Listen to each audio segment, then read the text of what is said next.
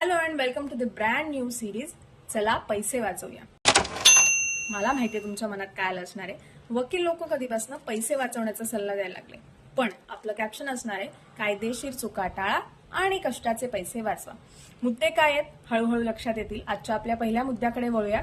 ते म्हणजे घर खरेदी करताना टाळायच्या चुका. रिसेलचं घर खरेदी करताना बरेच जण टायटल रिपोर्ट तयार करण्यासाठी वकिलांचा सल्ला घेत नाहीत. थोडीशी फी वाचावी म्हणून स्वतःच तो तपासतात. आता टायटल रिपोर्टमध्ये काय असतं तर त्या आपण जे घर खरेदी करतोय त्याच्यावरती आधी कोणतं कर्ज होतं का, किंवा वारसा हक्काचा कोणता वाद आहे का, किंवा पहिल्यापासून शेवटपर्यंत त्या घरामध्ये काय काय घडलं आहे, घराच्या बाबतीत काही वाद नाही ना, या सगळ्या गोष्टी, किंवा ते घर त्या मालकाने आधीच कोणाला विकलेलं तर नाहीये ना, या सगळ्या गोष्टी टायटल रिपोर्टमध्ये येणं गरजेचं असतं. आणि ते सगळ्यात महत्त्वाचं डॉक्युमेंट असतं घर खरेदी करताना.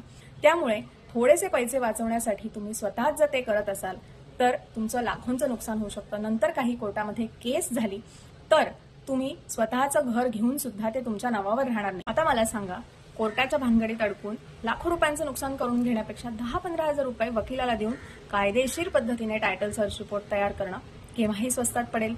त्यामुळे आता असेच जर तुम्हाला पैसे वाचवायचे असतील तर माझी सिरीज पुढे बघा आणि माझ्या पेजला फॉलो करायला विसरू नका.